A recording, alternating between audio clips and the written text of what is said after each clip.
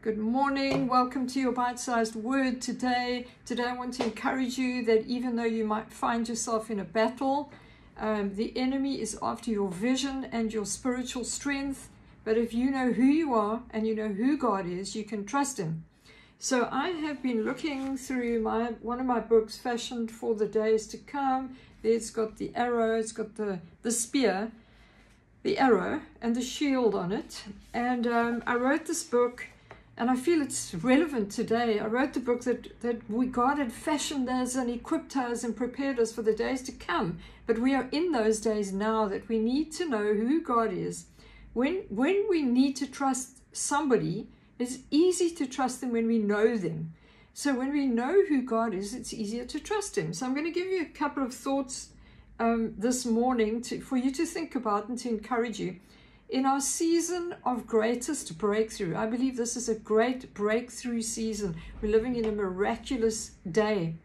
But this is when we need to be aware of the traps of the enemy who is after our vision and our spiritual strength. You've got to know that. God has set you up for victory. He has promised you breakthrough. When we can see God in our lives, when we can see him in our future, when we see him in the promises, it'll be easier to trust him.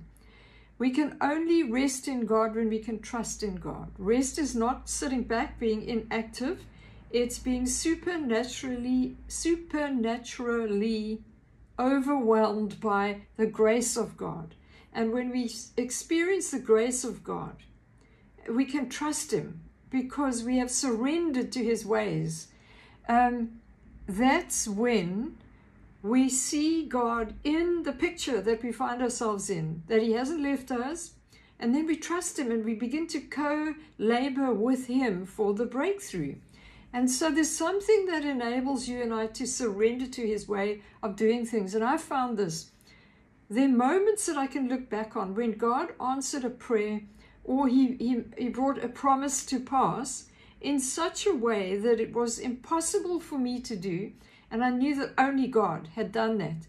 And in the moments when I feel that the enemy is trying to steal my vision or to sap me of spiritual strength by getting me focused on the battle instead of on God, I remember those moments. And that's where I think, there was no way when I saw God answer prayers and do things, there was no way I was going to go back to what I believed before, that maybe God has forgotten me. And I know that every battle is different. Every situation is different.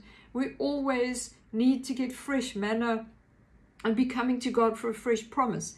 But we can't forget what he has done before. And that's where we get our strength. When we enter into rest because we can trust God, that's when we've entered into rest and we've freed ourselves from wrestling.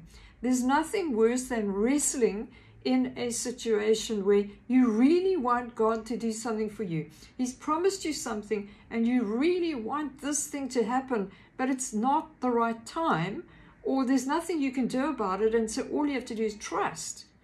So our ability to rest is directly proportionate to our ability to trust. And when we can trust without having the finish line in sight, the date for our breakthrough, how God is going to do it, then we've entered into rest. When we can trust him knowing that if he said something, he's going to do it. And if he said something and he needs our cooperation, then he's going to tell us what we need to do and when we need to do it. So I'll say that again. Our ability to rest is directly proportionate to our ability to trust, sometimes without having the finishing line in sight. If you look at Proverbs 3, 5, and 6, it says, "Trust in the Lord with all your heart and lean not on your own understanding. In all your ways acknowledge him, and he shall direct your paths." It's a promise. He's going to direct your paths. When we stop trying to help God, this is the difficult thing. When we stop trying to help God, or we stop praying in order to tell him how to do something, then he does something supernatural. And when you need to know that when God has given you a promise and the exact opposite is happening, the opposite of what God said he was going to do is happening, then you need to know that there's something up. The devil is trying to get you into wrestling, into a wrestling match. And so this is when we have to make a choice. God, I want to enter into your rest. If you said it, you're going to do it. Because it's in this moment when we are tempted to wrestle with the issue and wrestle to get this thing done, that God needs our faith. And our faith comes by hearing. You know, the devil just needs you to fear, and there's an open door. But God needs our faith, and faith comes by hearing. And if you're so busy wrestling, you can't hear. And so it's in these moments where the devil wants you wrestling that God wants to give us his perspective. And his perspective is always victory, breakthrough. But we have to get his perspective by entering into his rest. So getting an outside perspective is seeing something from a different point of view. What better vantage point than with God and his scriptures? What does he say? And going back to the promise that you're trusting him to fulfill. So I want to encourage you today, get together with God, say, show me your perspective. This is all very basic. This is all very, you've heard it before, but are you actually doing it? Maybe you're listening to me today and you're in this wrestling match with God. You're saying, why and when is this going to happen? You feel that the devil is keeping you awake at night. It's your own thoughts keeping you awake at night. There's one way to enter into rest, and that is to sit with him, to say, God, show me your heart. Show me your perspective. Help me to settle myself. Help me to get settled in who you are to me. And remember what he's done before. And I'm telling you, this peace comes, this rest comes, and you're able to say, God, I trust you. And trust means you don't have all the answers, but you know the one who does, and that's God. He has all the answers.